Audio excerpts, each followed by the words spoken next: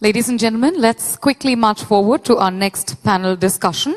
The topic for this panel discussion will be, we don't need international rankings to prove our mettle. I repeat, we don't need international rankings to prove our mettle. I request our chairperson for this panel discussion to make his way onto the stage, Mr. Bhaskar Ramamurthy, Director, IIT Madras. A gentle round of applause for him, ladies and gentlemen.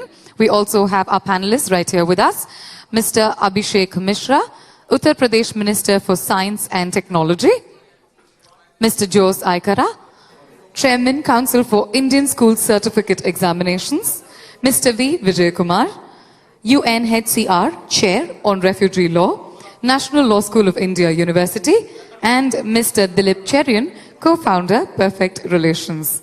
We'd like all of you to please join us on stage so that we may start immediately. Once again, I repeat, right after this panel discussion, we'll move in and take a quick lunch break. Tea and coffee will also be served to you in this particular break. This will be a very quick 45-minute session before we move forward to lunch. So I request all of you to kindly stay seated and enjoy this session. Once again, I repeat, the topic of this panel discussion is, we don't need international rankings to prove our mettle.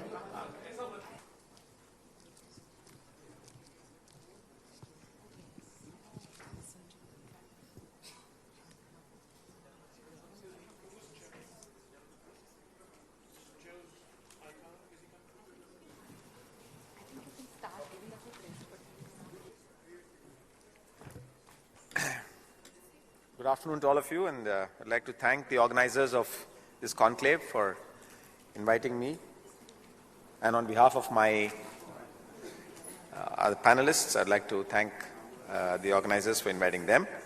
I hope we are able to have a good 1 hour of stimulating discussion on the topic of, we don't need international rankings to prove our mettle.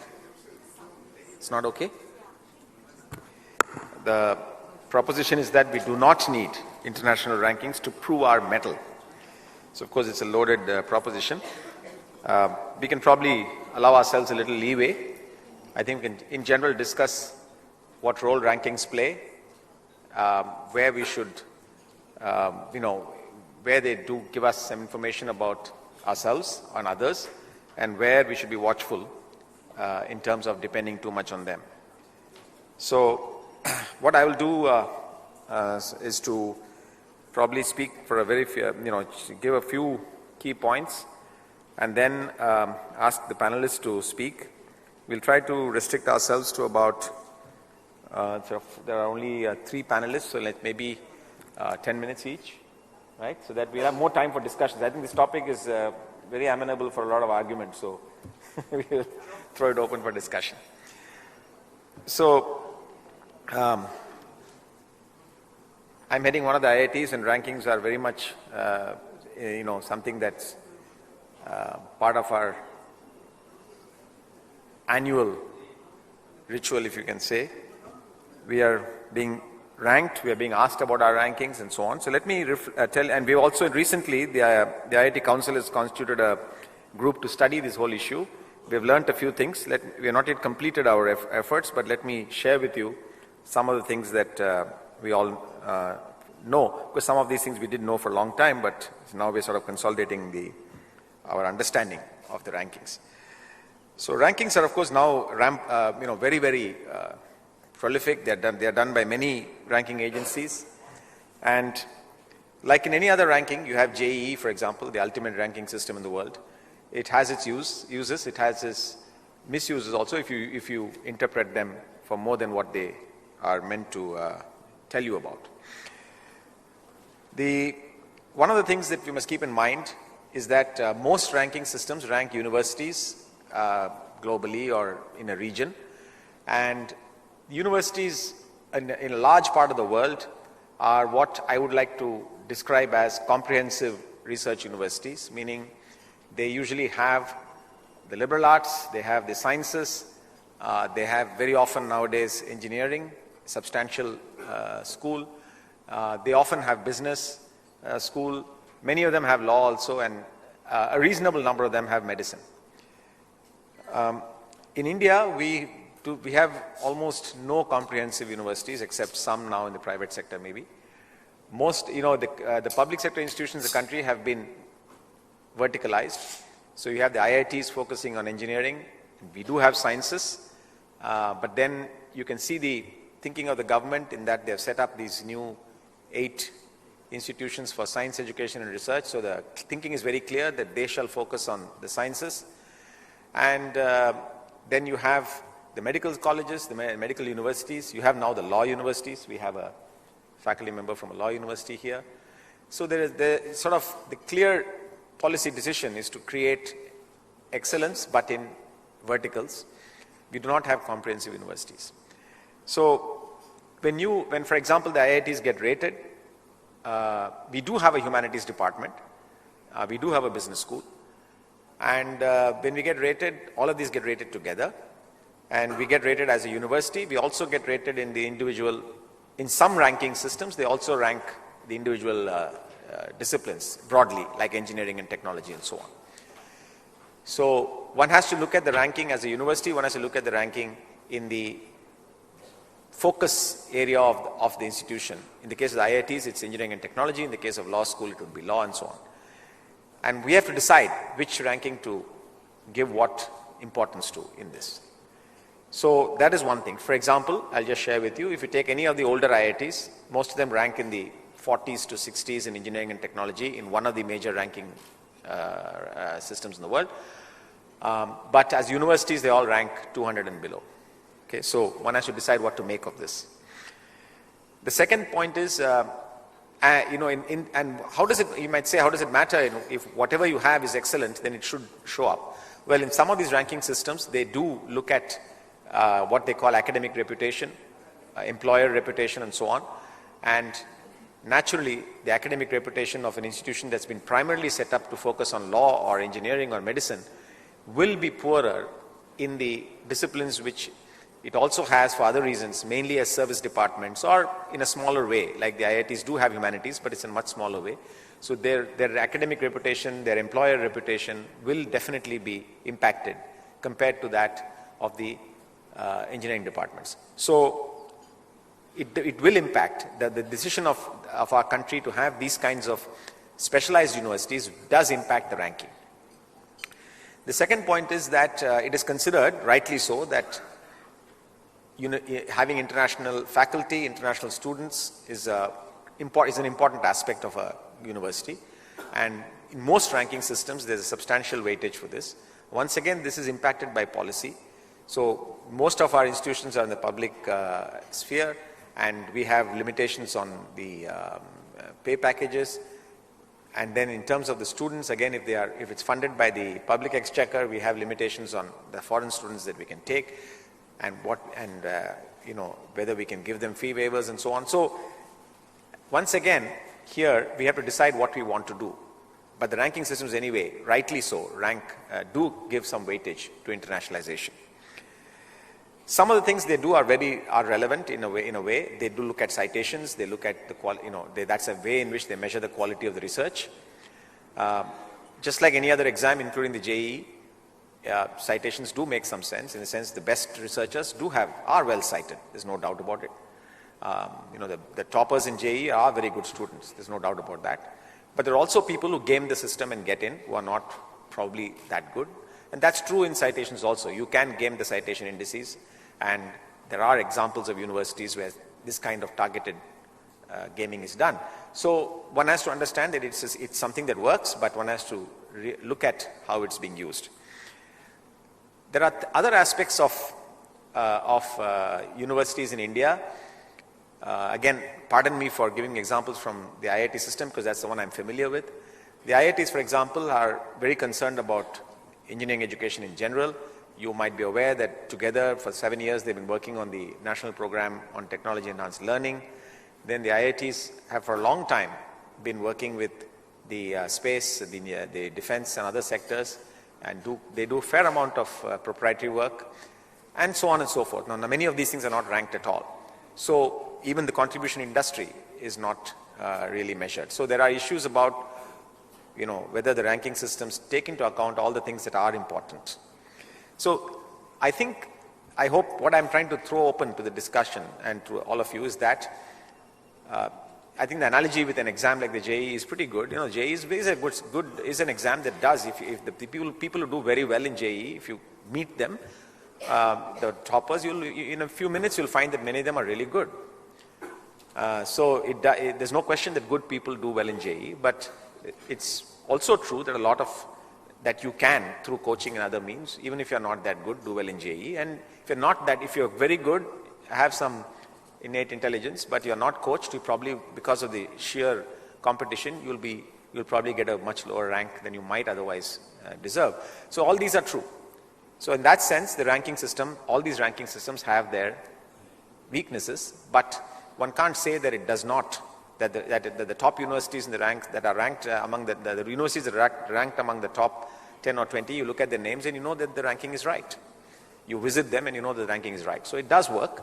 On the other hand, there are universities that are gaming the system and making ranking as one of the big criteria in which, defining the way in which their faculty and even the president of the university operates. So then you have to worry about that. So I think the issue is, what do we do with these ranks? How do we use them?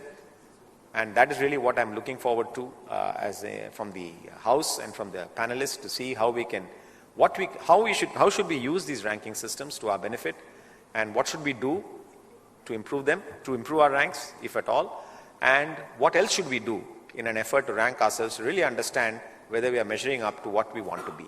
With these words, I'd like to now throw it open to the panel first, and then to the House. I hope through the process of questions and discussion, we can arrive at some clarity on how these rankings might be useful to us. Thank you very much. I now request, I'll go in the same order in which this is listed here, except that Mr. Joe Zaikara is not here, so if he comes and joins us, we'll take him later. I'll now request Mr. Vijay Kumar. Pardon? No, it's in the, doesn't matter.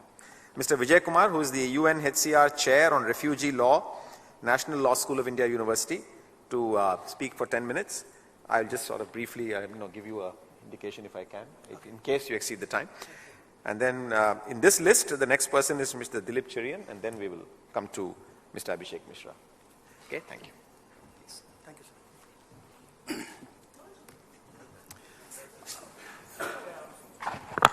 sir. Good afternoon to everyone present here.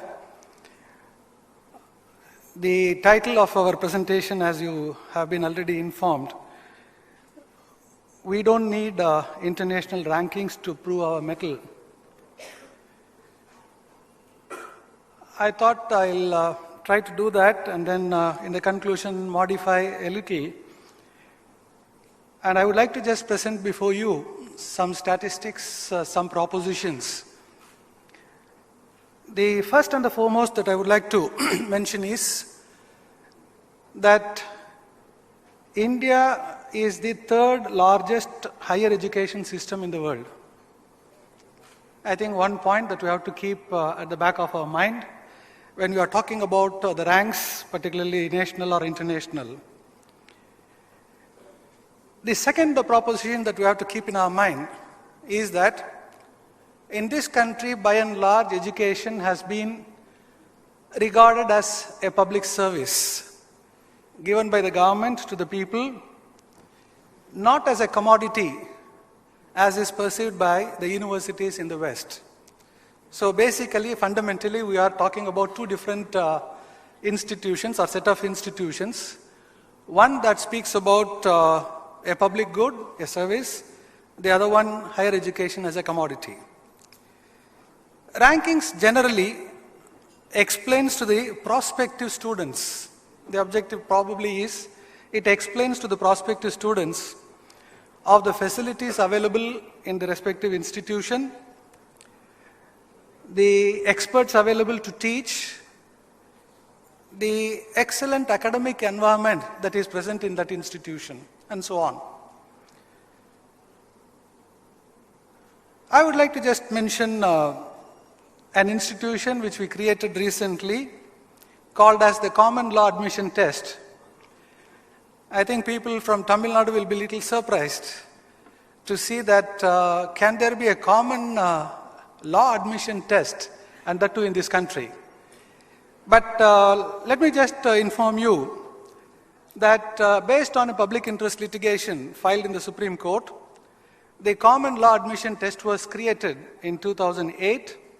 Hardly about 8,000 candidates took the first examination, and I was the first convener to hold the test.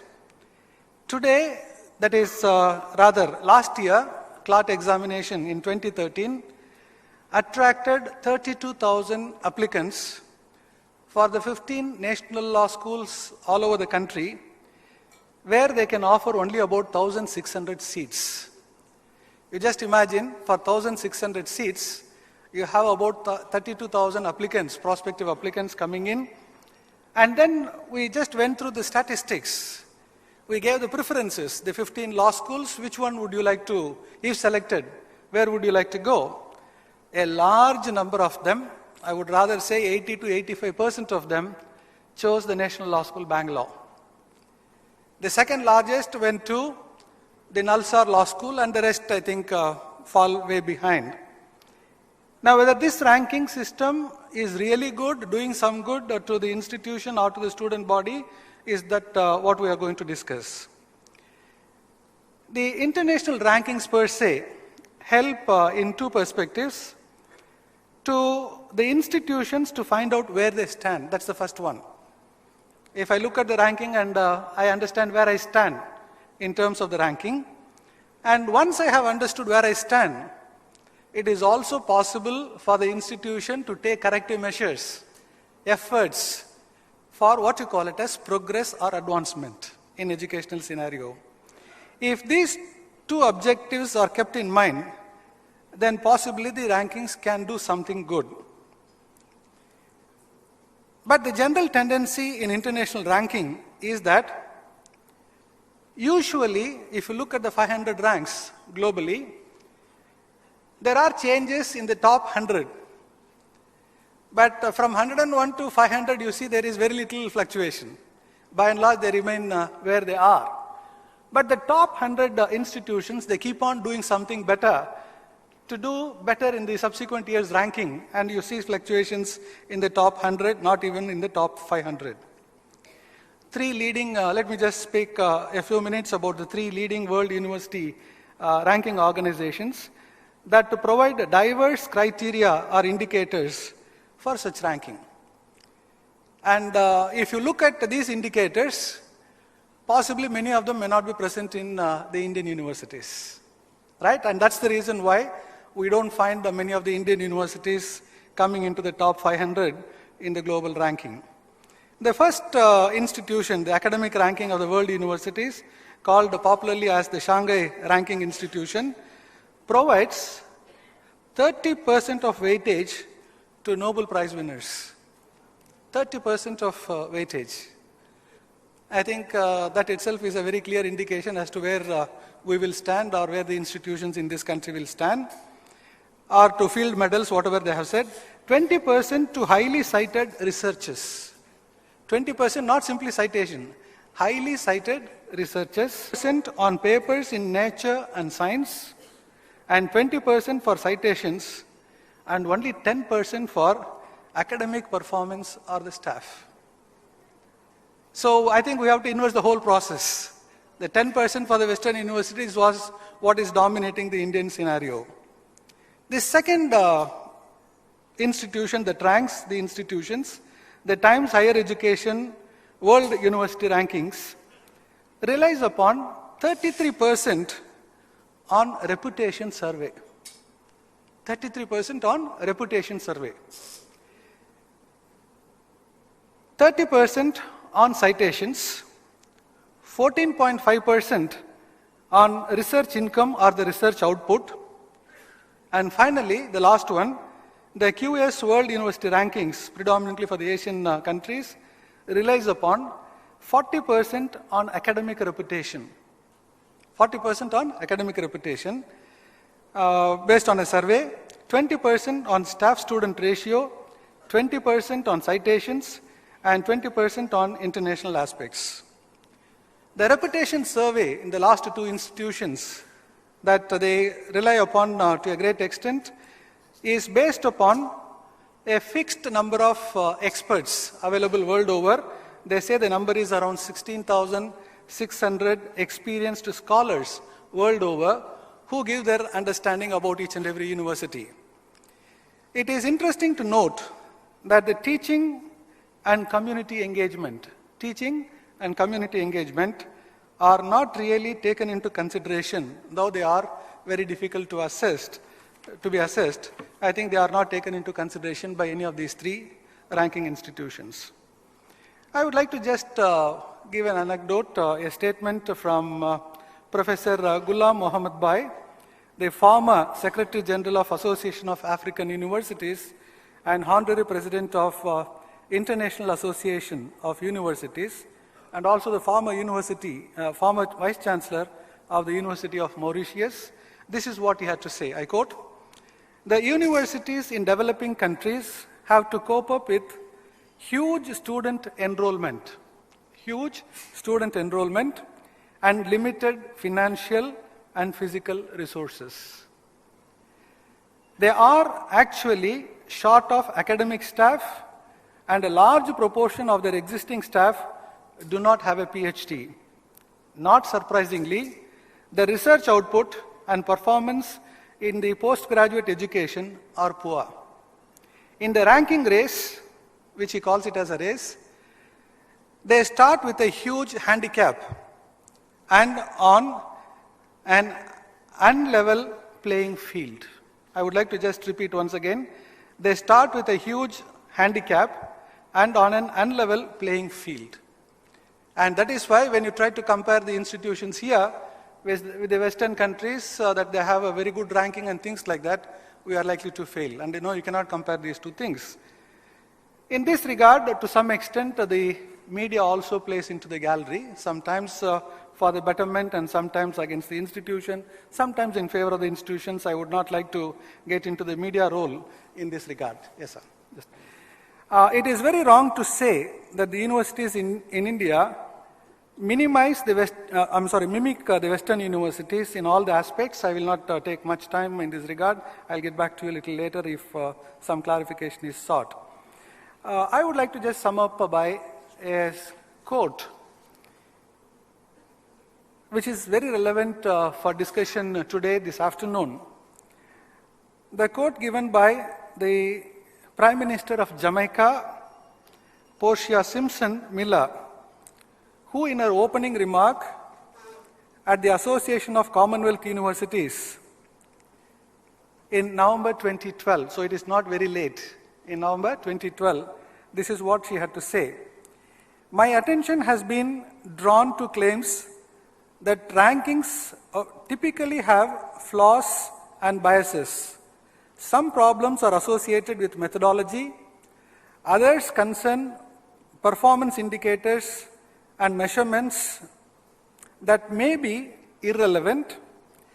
These are precisely the reasons why universities in developing countries perform very badly in global rankings. By taking a closer look at the criteria and the indicators used to compile the rankings mentioned earlier by the three institutions, we can appreciate how inappropriate these can be for the institutions in developing countries. However, before I resume my seat, I will be failing in my duty that if we don't compare ourselves, the competitive spirit in us will die. So somewhere we have to compare ourselves, model something on our own. Therefore, we should certainly think of creating not another governmental agency to rank the institutions, and I have been going to a number of institutions to see what they are, but I think this is the place where we fail, right? And to prevent this, we should certainly think in terms of creating an independent institution by developing uniform academic performance indicators that need to be taken into consideration, as well as independent, impartial, open, transparent methodologies for ranking all the universities, private or public, in India will be undertaken, and ultimately it will be left to some independent agency, not a government agency, for ranking. And if it is done, let us clean the house locally first and then get ranked internationally, if possible, in the next phase, so that our tradition to re-establish ourselves as a global leaders in establishing world universities that existed in this country long ago. Thank you.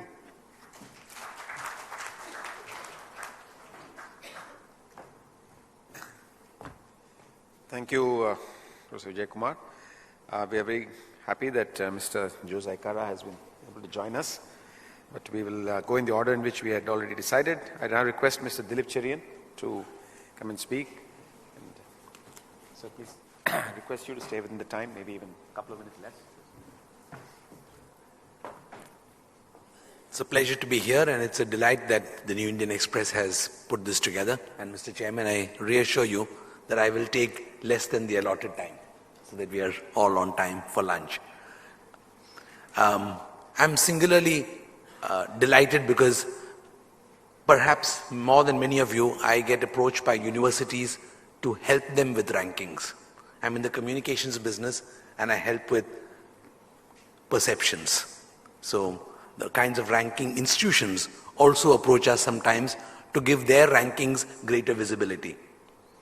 So the question I sometimes ask myself when I hear discussions of this kind, which are both profound and very straight-laced largely, is why are we talking about all this? We're talking about all this because essentially rankings generate business. They generate business because students want to go to better ranked places. The other reason why rankings are important is because companies recruit from places where the rankings look good. These are the only two reasons. So at the end of the day, all this discussion about, measures, criteria, all of this is unimportant unless you ask the one fundamental question. And that question is, do the rankings reflect what the end customer actually is looking for? The end customer is one of two, either the corporations or institutions that hire them, or the students who decide to give them the business in the first place. And students themselves, unfortunately, in this wonderful world we live in, are also in the system we currently have, not some idealized, system of ethical, moral, and forward-looking, future-oriented society, but the society that you live in today is based on where do students go, and the students choose based on where do they get jobs and what they get paid for jobs, right? Meaning, I'm not sure whether I'm simplifying it too much, but the fact is that is the marketplace. And rankings are a measure of the marketplace. All the other wonderful things that you do don't count.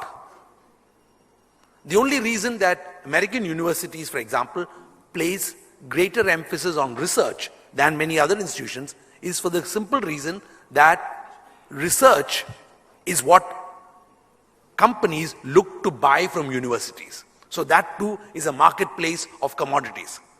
So students are a commodity and the research end products are commodities. All the rest is just social talk. It's just happy noises that you make to comfort yourself. So if an institution is doing great work for the benefit of some impoverished class, or trying to reach out to education where it's not reaching, all that is wonderful. That's government's job. Rankings are not concerned with that. And I think the more we realize this, the more we recognize that rankings do matter. As long as you have chosen to work within a market system, rankings do matter. Now the next question is, then why do Indian institutions not rank well enough globally? For the simple reason that, the student who comes out, except in a few wonderful institutions, and I'm leaving those out, many of the students, and I sit on many interview boards, I sit on at least 20 interview boards a year, and we recruit about 500 people a year. So I see a lot of students come in with spectacular degrees, which look very good on paper, but the moment they open their mouths, you realize they're not ready to go. They are simply not ready to go. So companies, the end users, have a view that we are not creating an education institution in the company. If you are not giving me students who are ready to hit the road running in the functions that I'm hiring them for, then your institution is just not good enough for me. So, irrespective of what your rankings are, that's the final acid test. So rankings which produce shortcuts for corporations that are looking for commodities, unfortunately, who they can hire, are going to give those rankings importance. So rankings matter only in that extent. All the rest of the wonderful, water saving that you do, or food, food quality that you give, or cycling tracks that you create are great, but they are not important for the end consumer. The end consumer has just one requirement. Does this person who I hire have the right skills, the right knowledge base to start up? And given the nature of the marketplace, you will then allow them to decide and figure out within the marketplace how good they are. Sure, some from the good institutions have greater staying power, some have greater depth to rise to managerial positions, but that depends on the positions that they aspire to and they're capable of. So rankings do matter in the proposition that's put to the House, and Indian institutions, Indian universities and colleges don't rank well because largely they don't produce students that are not market ready. Thank you.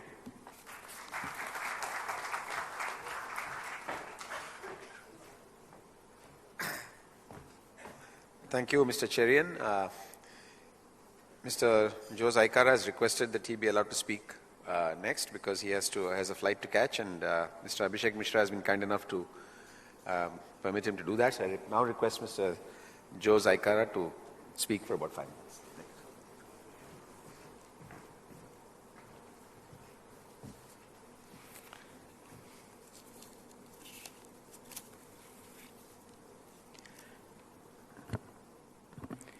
We are speaking about the ranking of the educational institutions. To have a better understanding about the ranking, I consider there are 3 elements involved in the ranking. One is the institution that is being judged. The other is the institution that judges. And the third is the parameters that are being used. Let me take the institution that is being judged.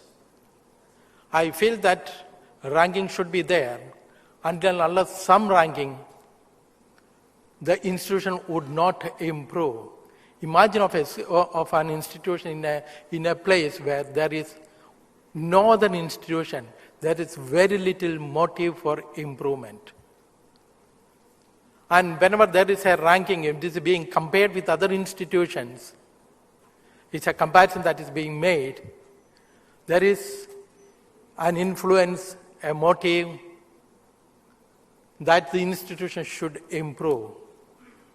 No institution can stay stagnant because either it should improve or it will deteriorate.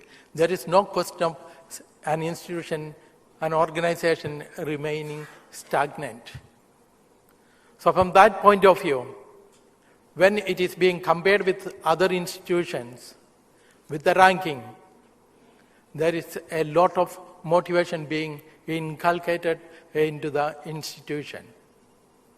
The organization that conducts the ranking,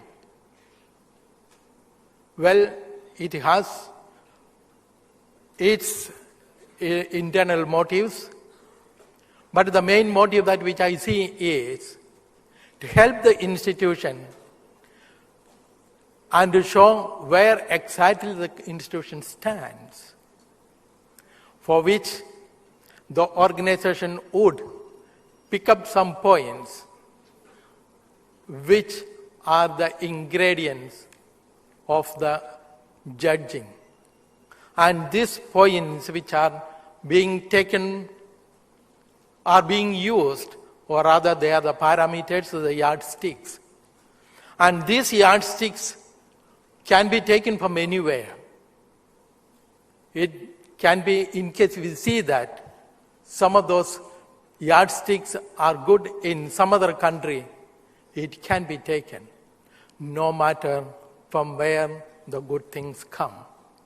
But again, it is to be translated into the situation, the time, because we are bound with time, or rather, we will have to look into the signs of the time and the situation and integrate and make the parameters and judge the institutions. As an organization judging a particular institution by an outside agency, I don't support. It's not the question of that we are bowing before the other agencies. We should have our own agencies, our own organization to judge our own institutions in the country. But the points can be taken from anywhere. And as I said, the points are to be translated into the time and situation of our particular state or the country. Definitely, this will attract the media. As I look into media, always look for something special. For example, an institution is teaching English or mathematics, well, everybody is teaching. It doesn't attract an institution or rather the media. As I said, the media, when something is special, either positive or negative, both ways it attracts. And there is no harm when it attracts the media, and media also help the institution to improve its quality. The parameters that are being used by the organization to judge the institution, that also undergoes changes. Because the goal is something perfect, but as at the same time we know that we cannot have any perfection absolutely.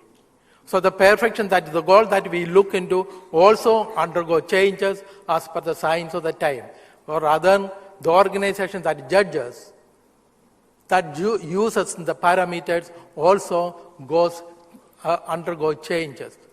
And it was said that very often the yardsticks that are being used and the ranking, after the ranking, all that comes out mostly are private institutions. The reason is that on a government institution, it is difficult to get into that quality because it has to go through different departments which become difficult. While the private institution can make the decision in no time. That must be the reason why this ranking falls in the hands of the private institutions. Thank you.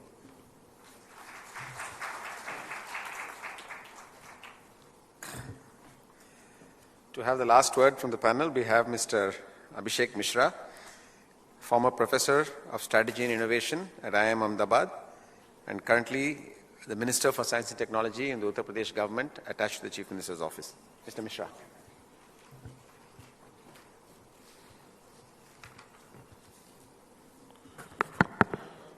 Mr. Chairman, distinguished speakers,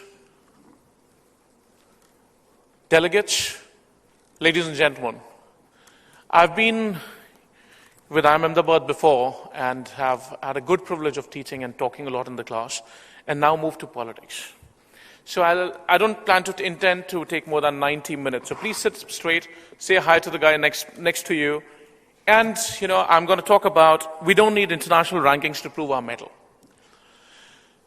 Let me start by saying that by the time I finish speaking for these 8 minutes, that I plan to, I would like you to change your impressions about what you think about this topic and start challenging whether the topic has been framed correctly or we needed another title for the session. That's the intention with which I'm coming and want to talk here today.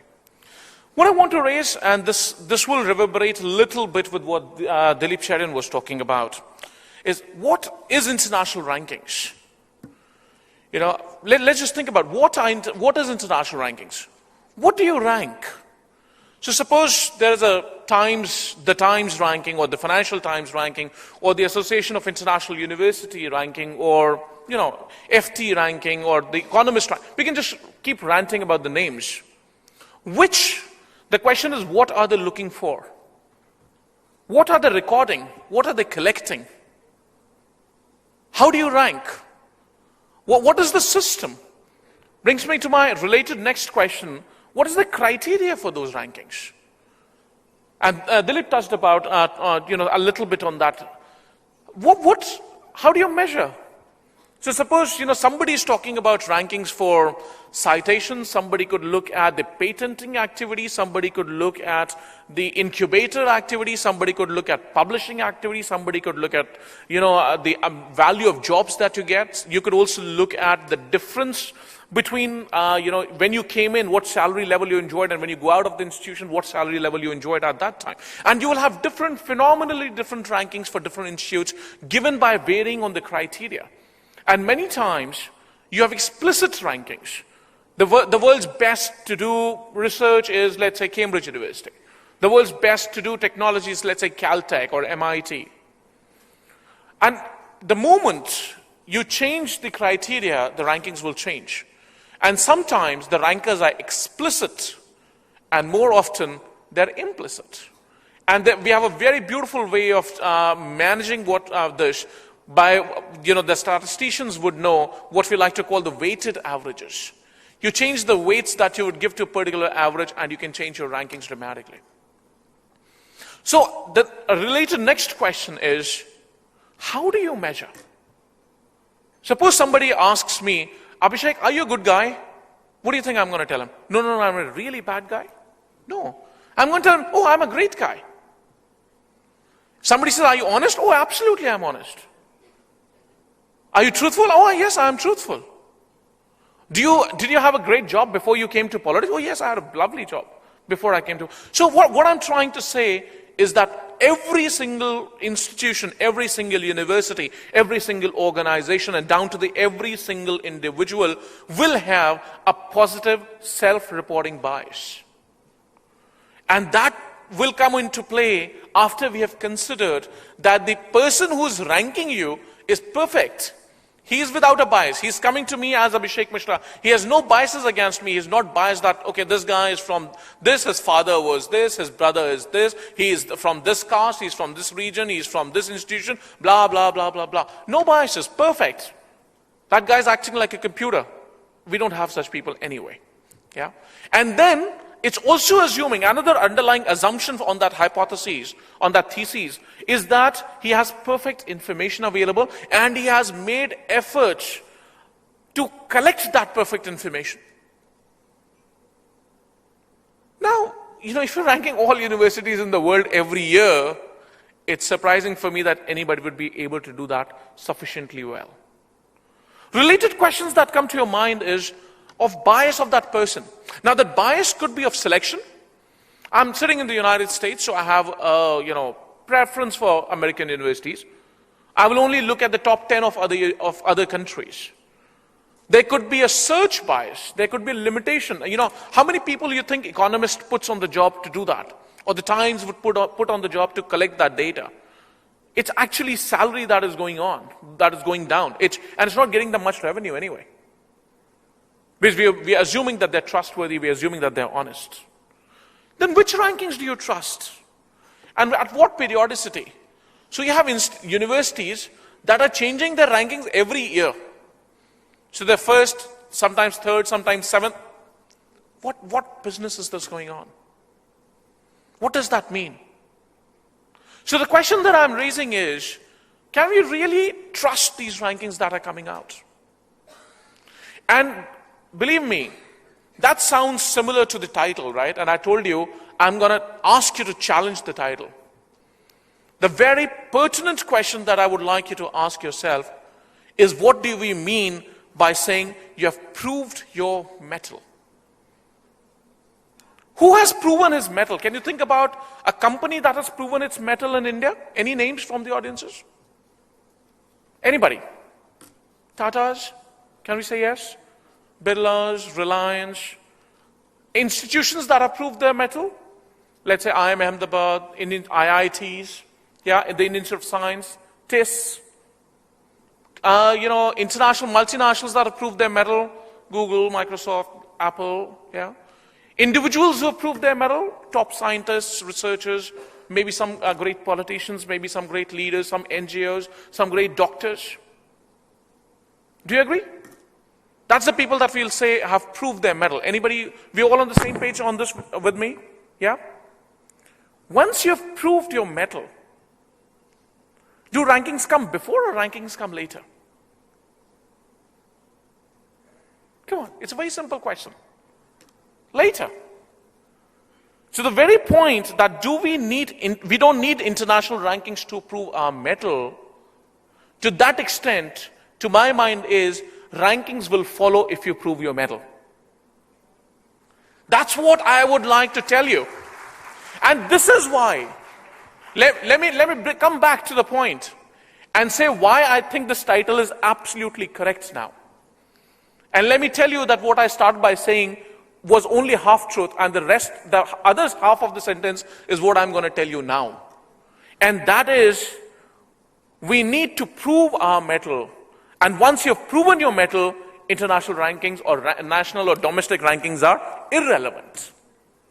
Because the game in life, the pursuit in life as an individual, for me, as a government for me, as an organization, as an institution, as a community, as a neighborhood, as a state, as a district, as a country, is excellence.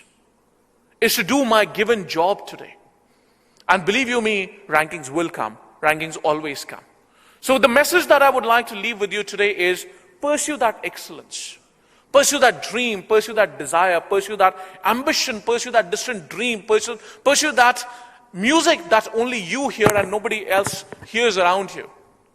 And if you can hear that, and if you can give that your best shot, that is all that matters. At the institution level, at an individual level, at the country level, at the state level. And rankings will follow, because rankings will never ever go against the common perception. Do you think anybody is going to rank Harvard or Cambridge or IITs or IIM Ahmedabad, down to the 200th or the 400th in this world or in this country? IIM Ahmedabad is the worst institution in this country. How many of you are going to believe it, even if, Abhishek Mishra Times said that today? If I start a paper tomorrow and launch, on the print, on the letter, on the first page, I print in bold letters, IITs and IIMs suck. Don't go. How many of you are going to say, okay, I'm not going to go to IITs, IIMs now, I'm going to go to Abhishek Mishra Institute of Technology? Nobody. It is the common perception that matters. Ladies and gentlemen, I would like to finish with a favorite couplet of mine by Iqbal Sahab, which expresses the sentiment very beautifully. कि खुदी को कर बुलंद इतना कि हर तकदीर से पहले. I'll translate it into English for the sake of some people who wouldn't know Hindi here. खुदी को कर बुलंद इतना कि हर तकदीर से पहले खुदा बंदे से खुद पूछे बता तेरी रजा क्या है. खुदा बंदे से खुद पूछे बता तेरी रजा क्या है. And it's translated as, put so much effort and hard work into what you're doing, so much excellence, that God will ask you what you desire, and you shall have that. Thank you very much. Jai.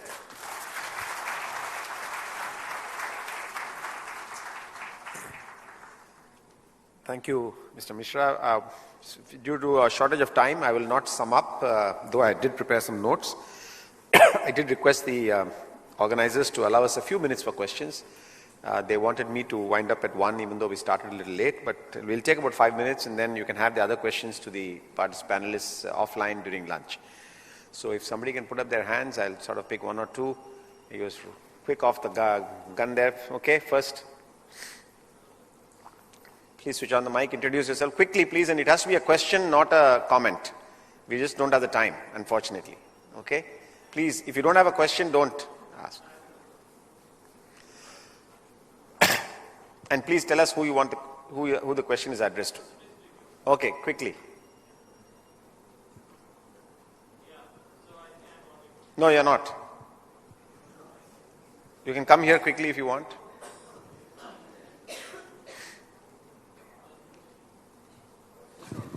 I think it's easier to come here. These mics are working.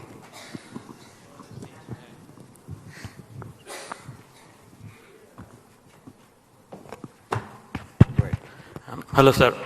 My name is Vyasan. I work as group manager in one US multinational in Bangalore. So this question is regarding undergraduate education in India. So we basically recruit a lot of students for electronic product design, but I find that they're not really prepared in a practical sense. So we don't recruit from IIT. So how does IIT differ in this, in a practical sense? I'll take it offline. It's not relevant to the topic. So I'll take Really? it offline. Okay? Thank you. You can wait here. I'll answer you. Sure. Next, Vaidya Subramanian, please. You want to come here? I have a question to Mr. Dilip Churian. You said it's from a consumer perspective that you feel rankings is necessary. So in that case, since you've also been in this industry, are the rankings so sanitized that it can be consumed directly, or you think it is getting commoditized and it's getting purchased? I think that there is an element of purchase, and that is also dangerous because rankings are losing steam because some rankings are not seen as credible. But having said that, I think the rankings that do matter result in providing you shortcuts to recruitment. Professor Vijay Kumar, what is your say on NAC, National Accreditation Committee? A few lines on that. I am from Pondicherry, lecturer in English on teacher education. Wonderful. We have our own, the National Accreditation Committee, isn't it? So then why should we yearn for foreign rankings? As the Honorable Minister has said, we have proven our mettle. A few words on the National Accreditation Committee, NAC. Okay. Thank you, sir. I think I should not discredit the credibility of NAC here openly. I have been a chairman of number of visits, and again, the 3rd of this next month, I am going to his state. But it is really baffling. So I will speak to you personally to say more about NAC. But let me tell you, this is only the beginning. And when I completed my presentation, I made a mention, let us clean our house first. NAC is part and parcel of the University Grants Commission. The University Grants Commission is part and parcel of the HRD Ministry. So everything comes under what you call as a stream. And you cannot disturb that stream. It is in this regard, and in the last few years, NAC itself has changed its variations, the rankings, right? What points to be given, you cannot give point anymore, all sorts of things. I think it is rather confusing, and it really does not speak about the real evaluation done on these institutions. Yeah, I think apart from the... Yeah. What I mentioned was that we need an independent set of variables or parameters to be evolved by all the stakeholders. And then we need an independent organization, not the NAC, which will administer and run it so that at least we can establish credibility at the national level first before we go to international level. Thank you. Yeah. So last question. Yeah, there. I think he's been put up for a long time. Wait. The last person there.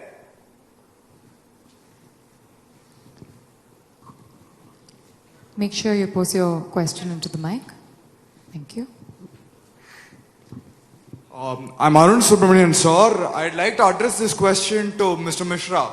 Well, sir, you said that realizing your goals, that is proving your mettle, when you prove your mettle, the rankings will follow. But how do we know that we've proved our mettle? How would you quantify proving your mettle? Proving your mettle is always a relative idea. It comes from the context. Unfortunately, you can treat it at two levels. One is a very individual self-realizational level, where you self-realize, self-actualize, and you know that. If you're happy with that, that's a very, very good position to be at. But many people relate it with what recognition you get in society, what name, what fame, what position, what prestige, what money. You can choose your variable, right? Where you stand, and thus you choose to say whether I've proven my mettle or not in a relative context. So these are the two levels at which you can handle that. Yeah, thank you. Very much. I think we'll have to stop here. You can see she's breathing down my neck. So I know it's a very interesting topic. I wish we had more time, but I think we got squeezed in this panel. I would now request all of you to meet the panelists over lunch and ask the questions that you wish to have. In particular, that lady there, I'm very sorry for not being able to take your question. On behalf of the panelists, I'd like to thank you all very much for listening patiently. I hope it was useful. Thank you very much. Thank you, sir, and my apologies to you and the panel. We're running short of time and we'd like to make the most of this conclave. A big round of applause to our panelists and our chairperson. I now request Mr. Chawla to please hand over mementos to each of them. We'd like to personally thank all of you for participating in the conclave and adding a lot more value through this session. Thank you very much, Mr. Bhaskar Ramamurthy, Mr. Abhishek Mishra, Mr. V. Vijay Kumar, and Mr. Dilip Cherian. We'd also like to thank Mr. Jose Aikara, who had to leave early because he had to catch a flight. Ladies and gentlemen, a very important announcement. We're going to take a 30-minute lunch break. Just 30 minutes. I'd like all of you to please regroup here by 1:40 so that we may begin. We're going to have a very invigorating afternoon session, and I'm sure you don't want to miss out on any of it. So please regroup at 1:40 so that we may begin on time. Thank you very much. Have a